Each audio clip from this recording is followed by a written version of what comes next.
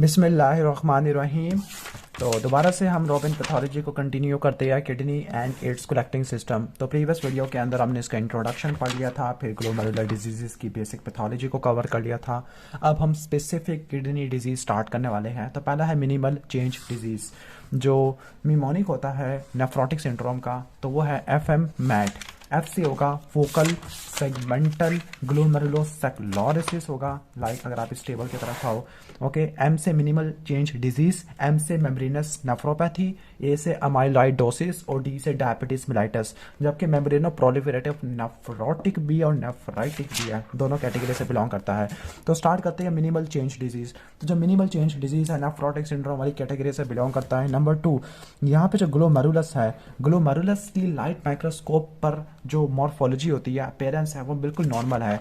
Like अगर आपसे कोई पूछे कि इनके डायग्नोसिस किस तरह से करना है किसी भी ग्लोमेरुलर पैथोलॉजी का, तो आपने 3 चीज़ें लिखनी है ये टेबल की। Number 1 light microscopy, number 2 fluorescence microscopy, number 3 electron microscopy. एक बात रट्टा मार लेने के जो मिनिमल चेंज डिजीज़ है उसमें आप लाइट माइक्रोस्कोप से ग्लोमेरुलस को देखोगे वो बिल्कुल ठीक ठाक पड़े हुए होंगे, और यहाँ पे कोई इम्यून कॉम्प्लेक्स भी डेपोजिट नहीं हुआ होगा। जब इम्यून कॉम्प्लेक्स डेपोजिट नहीं हुआ होगा, डैट मीन्स के इम्यूनोफ्लोरेसेंस माइक्रोस्कोपी नेगेटिव आएगी। अब लास्ट बारी इलेक्ट्रॉन माइक्रोस्कोपी, जो कि नॉर्मल नहीं बताएगी। अब इसके अंदर होता क्या है, इसमें ये होता ही है कि जो पोर्टोसाइट के फूड प्रोसेस है उनकी इफेसमेंट एलिमिनेशन देखने को मिलती है, डिफ्यूज एलिमिनेशन देखने को मिलती है। तो ये पोर्टोसाइट है, पोर्टोसाइट के फूड प्रोसेस है, अगर इनकी इफेसमेंट हो, और जो इफेसमेंट होती है वो किन कंडीशन में देखने को मिलती है, एक मिनिमल चेंज डिजीज और दूसरा फोकल सेगमेंटल ग्लोमेरुलोसेक्लोरोसिस FM के अंदर देखने को मिलती है।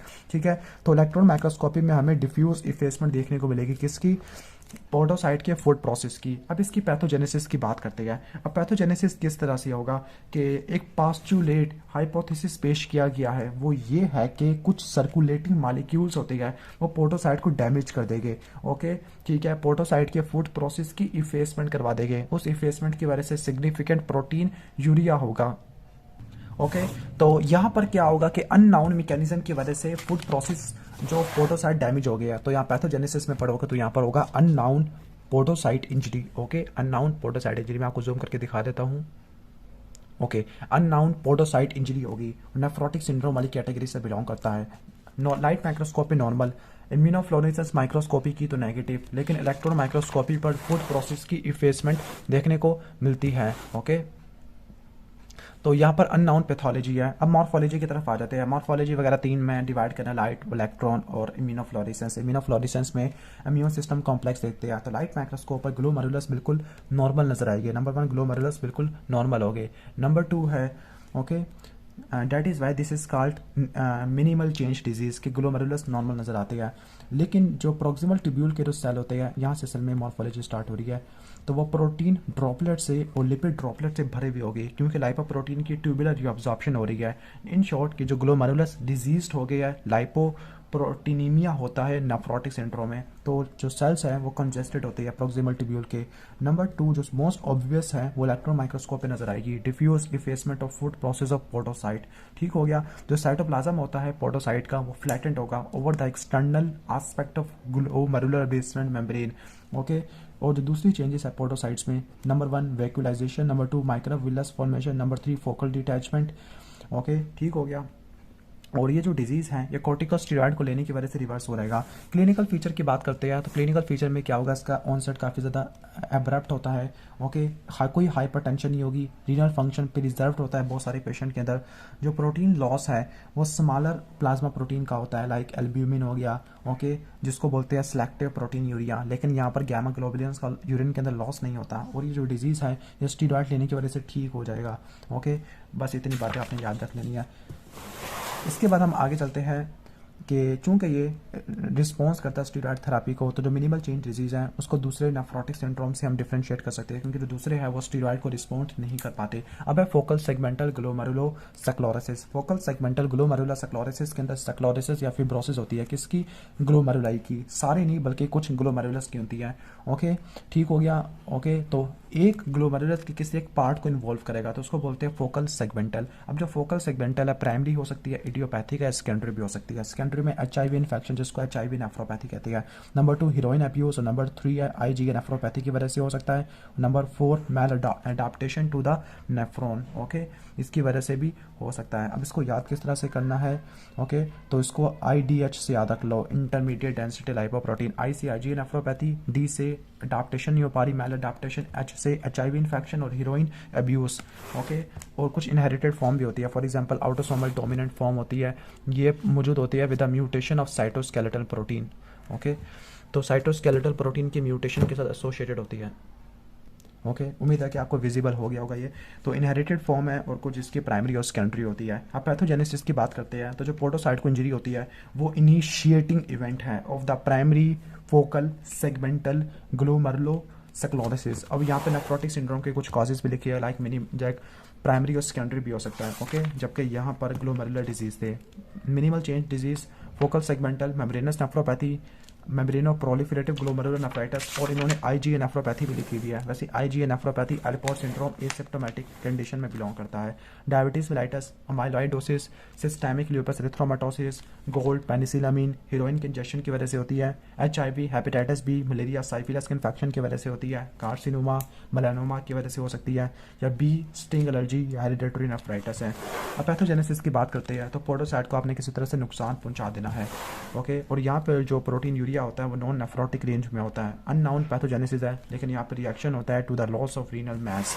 अब यहाँ से पढ़ लेते हैं। अब मेनली क्या होगा कि मेनली पोडोसाइट डैमेज हो जाएगी, लेकिन अब पोडोसाइट को डैमेज करने वाला एजेंट हमें अब तक नहीं मिला। कुछ इन्वेस्टिगेशन की गई कि पता चला कि फोकल सेगमेंटल ग्लोमेरुलोस्क्लेरोसिस और मिनिमल चेन डिजीज है, ये आपस में एक दूसरे से एसोसिएटेड होते हैं। लाइक जो मिनिमल चेन डिजीज है वो ट्रांसफॉर्म हो सकता है किसके अंदर, फोकल सेगमेंटल ग्लोमेरुलोस्क्लेरोसिस के अंदर। मिनिमल चेन डिजीज के अंदर जो परमिएबिलिटी इंक्रीजिंग फैक्टर थे वो लिम्फोसाइट से प्रोड्यूस होते थे, लेकिन वो सस्पेक्टेड थे, ओके। यहाँ पे मैंने एक चीज़ छोड़ दी थी कि लिम्फोसाइट से कुछ चीज़ें प्रोड्यूस होती है, लाइक सीरम फैक्टर प्रोड्यूस होते हैं जो कि आगे परमिएबिलिटी को बढ़ा देती है, लेकिन अभी तक नहीं पता चला। इसके अलावा ग्लोमेरुलाई के अंदर हाइलिन की डेपोजिशन होती है, और जो हाइलिन की डेपोजिशन होती है वो दो चीज़ों की वजह से होती है। Number 1 entrapment of plasma protein, number 2 lipid. जहाँ पर इंजरी होती है वहाँ पे प्लाज्मा प्रोटीन और लिपिड इंट्रैप हो जाएगा, फाइनली इसकी वजह से हाइलिन अपीयरेंस होती है, ओके। उसके बाद देख लेते हैं मॉर्फोलॉजी की। तो मॉर्फोलॉजी में ये है कि जो लाइट माइक्रोस्कोपी पे देखोगे तो ग्लोमेरुलस नॉर्मल नहीं होगा, बल्कि फोकल या सेगमेंटल स्क्लेरोसिस होगा। फोकल में पूरा ग्लोमेरुलस, जबकि सेगमेंटल में एक ग्लोमेरुलस का कोई स्पेसिफिक पार्ट होगा, और हाइलिनोसिस होगी। हाइलिनोसिस क्यों होगी? क्योंकि जो प्लाज्मा और लिपिड्स हैं ये इंट्रैप हो जाएगी। अब फ्लोरेसेंस माइक्रोस्कोपी करोगे तो यूजुअली नेगेटिव होता है, लेकिन IgM और C3 आपको नजर आ सकते हैं in the area of necrosis. और यहाँ पे भी वही इफेसमेंट ऑफ फूड प्रोसेस है और एपिथेलियल डीन्यूडेशन है। जो प्राइमरी फोकल सेगमेंटल ग्लोमेरुलोस्क्लेरोसिस है ये जक्स्टा कैपिलरी ग्लोमेरुलाई को इन्वॉल्व करता है, और जब इसकी प्रोग्रेशन होती है तो ये सारे कॉर्टेक्स के लेवल को अफेक्ट करना शुरू कर देता है, ओके। जो अफेक्टेड ग्लोमेरुलाई होते हैं उनमें क्या होगा, मेसेंजियल मैट्रिक्स ज़्यादा हो जाएगा, कैपिलरी लुमिना कम हो जाएगा, हाइलिनोसिस होगा, फोमी मैक्रोफेजेस की एक्युमुलेशन देखने को मिलती है। इम्यूनोफ्लोरेसेंस में हमें क्या नजर आएगा, ओके। तो इम्यूनोफ्लोरेसेंस में हमें non specific trapping of immunoglobulin specific IgM और C3 हमें देखने को मिलेगा in the area of scarring और हाइलिनोसिस। तो ये लाइट माइक्रोस्कोप में क्या आएगा, मेसेंजियल मैट्रिक्स बढ़ गया, कैपिलरी लुमिना ऑब्लिटरेटेड हो गया, हाइलिनोसिस और फोमी मैक्रोफेजेस। जबकि इलेक्ट्रॉन माइक्रोस्कोपी के ऊपर इफेसमेंट ऑफ फूड प्रोसेस है जो कि मिनिमल चेंज डिजीज के अंदर भी होते थे। और कुछ टाइम के साथ इसकी प्रोग्रेशन होती है ग्लोबल स्क्लेरोसिस में, जिसमें काफ़ी सारी चीज़ों को इन्वॉल्व कर देगा। ट्यूबुलर एट्रोफी होती है, इंटरस्टिशियल फिब्रोसिस होती है, और फिर इसको डिफरेंशिएट करना बड़ा मुश्किल होता है। एक मॉर्फोलॉजिकल वेरिएंट है जिसको कोलैप्सिंग ग्लोमेरुलोपैथी कहते हैं। इसमें ग्लोमेरुलर टफ्ट का कोलैप्स होता है, एपिथेलियल सेल का हाइपरप्लेजिया होता है। अब ये वाला ये काफ़ी ज़्यादा सीवियर होती है, HIV इन्फेक्शन की वजह से होती है, ड्रग्स की वजह से हो सकती है, हीरोइन की वजह से हो सकती है, या किसी माइक्रोवेस्कुलर इंजरी की वजह से हो सकती है। क्लिनिकल कोर्स की बात करते हैं तो आपने इन दोनों को डिफरेंशिएट करना है, इन दोनों को, ओके। लाइक दोनों के दोनों मिनिमल चेन डिजीज और फोकल सेगमेंटल ग्लोमेरुलोस्क्लेरोसिस नेफ्रोटिक सिंड्रोम है, लेकिन इसके अंदर हिमाचूरिया और हाइपरटेंशन फोकल सेगमेंटल ग्लोमेरुलोस्क्लेरोसिस के अंदर ज़्यादा होती है, ओके। नंबर 2 फोकल सेगमेंटल ग्लोमेरुलोस्क्लेरोसिस वाले जो प्रोटीन यूरिया होता है वो नॉन सेलेक्टिव होता है, ओके। ठीक हो गया। और जो रिस्पॉन्स होता है कोर्टिकोस्टेरॉइड का वो रिलेटिवली पुअर होता है। दोबारा बता देता हूँ, हिमाचूरिया और हाइपरटेंशन ज़्यादा होगा, नॉन सेलेक्टिव प्रोटीन यूरिया होगा, और response to the steroid poor होगा। मेम्ब्रेनस नेफ्रोपैथी की तरफ आते हैं। मेम्ब्रेनस नेफ्रोपैथी के अंदर सब एपिथेलियल इम्यूनोग्लोबुलिन कंटेनिंग डेपोजिट जमा होना शुरू हो जाएंगे। सब एपिथेलियल, लाइक हमने यहाँ पे पढ़ा हुआ था, सब एपिथेलियल इम्यून कॉम्प्लेक्स डेपोजिट होना शुरू हो जाएगी। और जब इम्यून कॉम्प्लेक्स डेपोजिट होते हैं तो इसकी वजह से क्या होगा, इम्यून कॉम्प्लेक्स से डेपोजिट होने की वजह से जो फ्लोरेसेंस माइक्रोस्कोपी वो पॉजिटिव आएगी, स्पेसिफिकली ग्रैनुलर आई होगा IgG, और इसके अलावा आपको C3 देखने को मिलेगा along the glomerulo basement membrane. तो सब epithelial collection of immunoglobulin containing deposit along the glomerular basement membrane is called membranous nephropathy. अब जो ग्लोमेरुलस है ये हमें लाइट माइक्रोस्कोप से तो शायद नॉर्मल नजर आ जाएगी, लेकिन कभी कभार आपको ग्लोमेरुलस के जो वाल है, दीवार है, उसकी थिकनिंग देखने को मिलती है।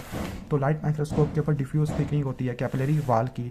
ओके, अब जो 80% केसेस के अंदर मेम्ब्रेनस नेफ्रोपैथी होती है वो ऑटो एंटीबॉडीज की वजह से होती है, स्पेसिफिकली जो पोडोसाइट के ऊपर एंटीजन पड़े हुए होते हैं। जब पोडोसाइट के ऊपर एंटीजन पड़े हुए होते हैं तो वो एंटीबॉडीज डेपोजिट हो जाएगी, जिसको बोलते हैं in situ immune complex formation. Like हमने यहाँ पे पढ़ा था इस फ्लो चार्ट में, तो यहाँ पर ये वाला जो इन सिटू है antibody against antigen on the podocyte, तो इस कैटेगरी से बिलोंग करता है। तो प्राइमरी तो ये हो गया। सेकेंडरी में किसी इन्फेक्शन आ सकती है, malignant neoplasm, autoimmune, exposure to the inorganic salt और ड्रग्स आ जाती है। ड्रग्स में ये इंपॉर्टेंट है, पेनिसिलामीन है, कैप्टोप्रिल है, एनसेट आ जाती है। Exposure to the inorganic salt में गोल्ड और मरकरी है, जबकि ऑटोम्यून में SLE है, मलिग्नेंट में कैंसर ऑफ लंग्स, कोलोन और मेलानोमा आ जाएगा।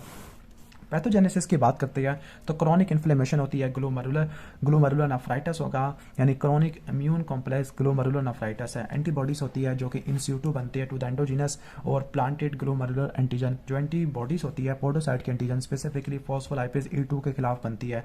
ओके, ज़्यादातर बनती है। और यहाँ पे होगा क्या, सब एपिथेलियल इम्यून कॉम्प्लेक्स जमा हो जाएंगे जो कि कॉम्प्लीमेंट को एक्टिवेट करेंगे। कॉम्प्लीमेंट एक्टिवेट होगा तो फाइनली मैक बनेगा, मैक आगे पोडोसाइट को डैमेज करेगा, पोडोसाइट डैमेज होगा तो प्रोटीन यूरिया देखने को मिलेगा। ओके, ठीक हो गया। अब हम आ जाते हैं मॉर्फोलॉजी की तरफ। तो जो मेन हिस्टोलॉजिकल है, लाइट माइक्रोस्कोप के ऊपर डिफ्यूज थिकनिंग होती है, इलेक्ट्रॉन माइक्रोस्कोप के ऊपर सब एपिथेलियल डेपोजिशन होती है along the glomerular basement membrane, और इनको सेपरेट करने के लिए कुछ स्पाइक लाइक प्रोट्रियन होती है ग्लोमेरुलर बेसमेंट मेम्ब्रेन के मैट्रिक्स की, जो कि डेपोजिट की वजह से बनता है। यानी सबसे पहले सब एपिथेलियल डेपोजिट होगा। ओके, ठीक हो गया, जो कि आगे सेपरेट होगा एक दूसरे से by extension of glomerular basement membrane. Like अगर आपको दिखा दूँ यहाँ पे, अगर आप देखो तो ये सब एपिथेलियल डेपोजिट होगा, एपिथेलियम है तो सब एपिथेलियल डेपोजिट होगा, और इनको सेपरेट करने वाला कुछ स्पाइक्स होगा, जो असल में इसी की क्या होती है, एक्सटेंशन होती है ग्लोमेरुलर बेसमेंट मेम्ब्रेन के मैट्रिक्स की। तो इसको बोलते हैं स्पाइक एंड डूम अपीयरेंस, यानी यहाँ पे डूम या एक तरफ डूम बनेगा, स्पाइक्स बनेगी। ओके, जब डिजीज प्रोग्रेस करता है तो स्पाइक्स है वो क्लोज ओवर हो जाती है डेपोजिट के ऊपर। इसके अलावा आपको क्या देखने को मिलेगा, इलेक्ट्रॉन माइक्रोस्कोपी के ऊपर इफेसमेंट ऑफ फूड प्रोसेस भी देखने को मिलेगी। इफेसमेंट ऑफ फूड प्रोसेस है। ओके, ठीक हो गया। तो सब एपिथेलियल डेपोजिट भी आपको मैंने बता दिया है, सब एपिथेलियल डेपोजिट है। इसके अलावा इफेसमेंट ऑफ फूड प्रोसेस इसमें भी होता है। और फिर आगे चलते हैं, जो इम्यूनोफ्लोरेसेंस करेंगे तो इम्यूनोफ्लोरेसेंस के अंदर आपको ग्रैनुलर डेपोजिशन देखने को मिलेगी इम्यूनोग्लोबुलिन की और कॉम्प्लीमेंट की, स्पेसिफिकली IgG की और C3 की along the glomerular basement membrane. Clinical feature की बात करते हैं तो यहाँ पे फुल ब्लोन नेफ्रोटिक सिंड्रोम वाले फीचर देखने को मिलेंगे। ओके, और यहाँ पर जो प्रोटीन यूरिया कंपेयर करते हैं तो प्रोटीन यूरिया नॉन सेलेक्टिव होता है, कीमोथेरेपी वगैरह कॉर्टिकोस्टेरॉइड को रिस्पॉन्ड नहीं करता। ठीक है, तो आप इसको डिफ्रेंशिएट भी कर सकते हैं। इसकी बात है मेम्ब्रेनो प्रोलिफरेटिव ग्लोमेरुलर नेफ्राइटिस। अब ये नेफ्रोटिक और नेफ्राइटिक दोनों कैटेगरी से बिलोंग करता है, तो आपने इसको दोनों कैटेगरी में पढ़ना है, नेफ्रोटिक और नेफ्राइटिक। ओके, ठीक हो गया। तो मेम्ब्रेनो प्रोलिफरेटिव ग्लोमेरुलर नेफ्राइटिस के अंदर होगा क्या, मेम्ब्रेनो प्रोलिफरेटिव के अंदर अल्टरेशन होती है ग्लोमेरुलर बेसमेंट मेम्ब्रेन की, और इसके अलावा मेसेंजियम के अंदर।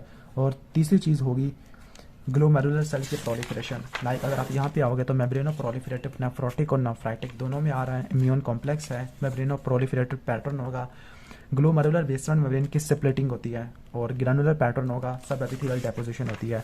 यानी दो चीज़ें होगी, ग्लोमेरुलर बेसमेंट मेम्ब्रेन और मेसेंजियम में अल्टरेशन होगी, और ग्लोमेरुलर सेल की प्रोलिफरेशन होगी। जो पेशेंट्स होते हैं उनमें सिर्फ हीमाचूरिया या प्रोटीन यूरिया होगा। हीमाचूरिया निशानी होती है नेफ्राइटिस की, जबकि प्रोटीन यूरिया नेफ्रोटिक सिंड्रोम की निशानी होती है। पास्ट में जो मेम्ब्रेनो प्रोलिफरेटिव को दो में डिवाइड करते थे, टाइप 1 और type 2, on the basis of distinct ultrastructural यानी इलेक्ट्रॉन माइक्रोस्कोपिक इम्यूनोफ्लोरेसेंस और लाइट माइक्रोस्कोपिक और पैथोजेनिक फाइंडिंग है। ओके, लेकिन अब इनको क्या करते थे, अब ये एक डिस्टिंक्ट एंटिटीज़ बना दी इनकी। पहले टाइप 1 और टाइप 2 था, लेकिन अब इन्होंने किस तरह से किया, टाइप 1 और टाइप 2 को बना के डेंस डेपोजिट डिजीज़ बना दिया है। ओके, यानी पहले जिसको टाइप 2 कहा जाता था वो डेंस डेंस डेपोजिट डिजीज़ है। टाइप 1 ज़्यादा कॉमन है, 80% है, और जो डेंस डेपोजिट डिजीज़ है उसको आगे एक्सप्लेन करेंगे। अब होगा क्या, यहाँ पर जो सर्कुलेटिंग इम्यूनोग्लोबुलिन या तो इम्यून बॉडी कॉम्प्लेक्स या इम्यून कॉम्प्लेक्स सर्कुलेशन के अंदर आएगा, या फिर इन सीटू इम्यून कॉम्प्लेक्स होगा। तो एक सर्कुलेटिंग इम्यून कॉम्प्लेक्स हो सकता है या in situ immune complex formation हो सकती है विद प्लांटेड एंटीजन है। ओके, और एंटीजन का अभी तक कुछ पता नहीं चला। अब 3 तरह की फाइंडिंग होगी, लाइट माइक्रोस्कोपिक, इलेक्ट्रॉन माइक्रोस्कोपिक और ग्रैनुलर। लाइट माइक्रोस्कोपिक के अंदर ग्लोमेरुलस काफ़ी बड़े भी होंगे, एक्सेंटुएटेड लोबुलर अपीयरेंस होगी, मेसेंजियल और एंडोथेलियल सेल की प्रोलिफरेशन होती है, इनफिल्ट्रेशन ऑफ ल्यूकोसाइट होती है, glomerular basement membrane thick and होती है, ग्लोमेरुलर कैपिलरी वॉल के अंदर डबल कॉन्टूर और ट्रैम ट्रैक अपीयरेंस होती है। ओके, ट्रैम ट्रैक अपीयरेंस होती है। अब यहाँ पर जो ग्लोमेरुलर बेसमेंट मेम्ब्रेन की स्प्लिटिंग हो रही है तो वो मेसेंजियल और इन्फ्लेमेटरी सेल के प्रोसेसेस के एक्सटेंशन की वजह से हो रही है, जो कि पेरिफेरल लूप के अंदर आ रही है। अब जो कैरेक्टरिस्टिक फाइंडिंग है उसको हम बोलते हैं मेम्ब्रेनो प्रोलिफरेटिव पैटर्न भी बोलते हैं। इलेक्ट्रॉन माइक्रोस्कोपी की बात करते हैं तो टाइप 1 के अंदर डिस्क्रीट सब एंडोथेलियल डेपोजिट होती है, सब एपिथेलियल नहीं था, सब एंडोथेलियल था। ओके, और इम्यूनोफ्लोरेसेंस के अंदर C3 वो डेपोजिट होगी इरेगुलर ग्रैनुलर पैटर्न में, C3 IgG, और इसके अलावा अर्ली इम्यून कॉम्प्लेक्स भी देखने को मिल सकते हैं। फॉर एग्जांपल C1q और C4 है, जो कि इम्यून कॉम्प्लेक्स पैथोजेनेसिस को शो करते हैं। क्लिनिकल फीचर की बात करते हैं तो यहाँ पर क्या होगा, सारे नेफ्रोटिक सिंड्रोम वाले फीचर हो गए, लेकिन नेफ्राइटिस वाले भी फीचर आपको देखने को मिलते होते हैं। बाकी कोर्स वगैरह बता रहे हैं, उसको छोड़ देते हैं। जो टाइप 1 है ये दूसरे डिसऑर्डर के साथ प्रेजेंट करता है, लाइक जिसको सेकेंडरी भी कहते हैं। For example SLE, hepatitis B, C, chronic liver disease, chronic bacterial infection, और कुछ इडियोपैथिक भी होते हैं जो कि हेपेटाइटिस C के साथ या क्रायोग्लोबिनीमिया के साथ प्रेजेंट करते हैं। ओके, तो ये तो हो गया तकरीबन। ओके, तो इसके बाद नेक्स्ट इन्होंने एक्सप्लेन कर रहा है C3 glomerulopathy. Okay, C3 glomerulopathy है, एक IG नेफ्रोपैथी है, एक C3 ग्लोमेरुलोपैथी होती है। इसको डिस्कस करके हम वीडियो को एंड कर देते हैं, बाकी को हम नेक्स्ट के अंदर डिस्कस करेंगे। तो C3 ग्लोमेरुलोपैथी के अंदर 2 कंडीशन आ जाती है। पहला नंबर 1 डेंस डेपोजिट डिजीज, जिसको टाइप 2 कहते हैं, और नंबर 2 है C3 ग्लोमेरुलोनेफ्राइटिस, रेयर डिजीज़ है। ओके, यहाँ पर इलेक्ट्रॉन माइक्रोस्कोपी में आपको एबनॉर्मल फाइंडिंग देखने को मिलती है। तो जो C3 है उसको मज़ीद 2 में डिवाइड करते हैं, डेंस डेपोजिट डिजीज़ और C3 ग्लोमेरुलोनेफ्राइटिस। नेफ्रोटिक या नेफ्राइटिक दोनों के अंदर बिलोंग करती है। ओके, और नॉन नेफ्रोटिक प्रोटीन यूरिया होता है, एक्टिवेशन होती है अल्टरनेट पाथवे की। ओके, और एंटीबॉडी मीडिएटेड या हेरिडेटरी डिफेक्ट की वजह से हो सकता है। मेसेंजियल सेल की प्रोलिफरेशन होती है या मेम्ब्रेनो प्रोलिफरेटिव पैटर्न देखने को मिलता है। फ्लोरेसेंस में आपको C3 देखने को मिलेगा, जबकि इलेक्ट्रॉन माइक्रोस्कोपी के ऊपर वैक्सी डेपोजिट होती है। तो C3 ग्रैनुलोपैथी है। ओके, तो इसमें जो पेशेंट होगा नेफ्राइटिक या नेफ्रोटिक सिंड्रोम दोनों के साथ प्रेजेंट करेगा। माइल्ड प्रोटीन यूरिया होता है, डेंस डेपोजिट वाले यंगर होते हैं, और इनका सीरम C3 लेवल कम होता है। Okay, as compare to C3 glomerulonephritis, लेकिन अभी तक पता नहीं चला कि क्यों होता है। पैथोजेनेसिस की बात करते हैं तो कॉम्प्लीमेंट डिसरेगुलेशन है, एक्वायर्ड या हेरिडेटरी दोनों की वजह से हो सकती है, स्पेसिफिकली अल्टरनेट पाथवे की होती है। डेंस डेपोजिट डिजीज और C3 ग्लोमेरुलोनेफ्राइटिस के अंदर अब कुछ पेशेंट्स होती है जिसमें ऑटो एंटीबॉडी होती है। वो ऑटो एंटीबॉडी C3 कन्वर्टेज के अगेंस्ट बनती है, जिसको C3 नेफ्रेटिक फैक्टर कहते हैं, या फिर C3 नेफ्रेटिक फैक्टर C3NEF, जो कि C3 कन्वर्टेज को टारगेट करती है, जिसकी वजह से क्या होता है कि C3 की अनकंट्रोल्ड क्लीवेज होती है और C3 की डेफिशिएंसी हो जाती है, C3 या C3 भी ज़्यादा हो जाती है। ओके, और कुछ दूसरे पेशेंट के अंदर complement regulatory protein like factor H, factor 1, membrane factor protein, इनमें डिसरेगुलेशन देखने को मिलती है, या ऑटो एंटीबॉडीज होती है फैक्टर H में, जिसकी वजह से अनरेगुलेटेड एक्टिवेशन होती है किसकी, अल्टरनेटिव पाथवे की। अब मॉर्फोलॉजी की बात करते हैं तो मॉर्फोलॉजी को हम यहाँ से देख लेते हैं। मॉर्फोलॉजी में है कि मेसेंजियल सेल की प्रोलिफरेशन है या मेम्ब्रेनो प्रोलिफरेटिव पैटर्न होता है C3 है, जबकि यहाँ पर मेसेंजियल इंट्रामेम्ब्रेनस या सब एंडोथेलियल इलेक्ट्रॉन डेंस या वैक्सी डेपोजिट होती है। तो ग्लोमेरुलर चेंजेस होती है डेंस डेपोजिट डिजीज में, वो वेरी करती है, लेकिन माइक्रोस्कोपिक प्रेजेंटेशन देख लेते हैं। जो ग्लोमेरुलर हाइपरसेलुलर होती है, कैपिलरी वॉल में डुप्लीकेटेड बेसमेंट मेम्ब्रेन होती है, मेसेंजियल मैट्रिक्स काफ़ी बढ़ जाएगा। तो ये था इलेक्ट्रॉन माइक्रोस्कोप लाइट माइक्रोस्कोप के ऊपर। इम्यूनोफ्लोरेसेंस माइक्रोस्कोपी पे ब्राइट मेसेंजियल या ग्लोमेरुलर कैपिलरी वॉल स्टेनिंग होती है। ओके, किसकी, C3 की, in the both dense deposit disease and C3 glomerulonephritis. Dense deposit disease के अंदर C3 की स्टेनिंग होती है, वो ट्यूबुलर बेसमेंट मेम्ब्रेन के अंदर भी देखने को मिल सकती है। IgG और early component like C1q, C4 दोनों कंडीशन के अंदर एब्सेंट होते हैं। इलेक्ट्रॉन माइक्रोस्कोपी की बात करते हैं तो C3 ग्लोमेरुलोनेफ्राइटिस के अंदर मेसेंजियल और सब एंडोथेलियल इलेक्ट्रॉन डेंस वैक्सी डेपोजिट होते हैं, और ये डेपोजिट ट्यूबुलर बेसमेंट मेम्ब्रेन के अंदर भी होते हैं। ओके, ठीक हो गया। जबकि डेंस डेपोजिट डिजीज के अंदर लैमिना डेंसा और सब एंडोथीलियल स्पेस होती है, वो irregular ribbon like electron dense structure में कन्वर्ट हो जाती है। That is why this is called dense deposit disease due to deposition of C3 containing material. Okay, तो ये तो हो गया मॉर्फोलॉजी। क्लिनिकल फीचर की बात करते हैं, दोनों का पुअर प्रोग्नोसिस होता है, स्टीरॉयड को रिस्पॉन्ड नहीं करते होते। अब नेक्स्ट वीडियो के अंदर हम acute post infectious IgA nephropathy, इसके अलावा hereditary nephritis, rapidly progressive glomerular nephritis, इनको डिस्कस करेंगे और यहाँ पे हमारा खत्म हो जाएगा ग्लोमेरुलर डिजीज़। फिर इसके बाद डिजीज़ अफेक्टिंग द ट्यूब्यूल और इंटरस्टिशियम आ जाएगा, जिसमें ट्यूबुलर इंटरस्टिशियल नेफ्राइटिस है, पाइलोनेफ्राइटिस है। ओके, इसके अलावा chronic pyelonephritis and reflex nephropathy है। ओके, और COPD नहीं, क्रोनिक ऑब्स्ट्रक्टिव पाइलोनेफ्राइटिस है। तो वीडियो अच्छी लगी है तो वीडियो को लाइक कर देना, चैनल पर नए हो तो सब्सक्राइब कर देना।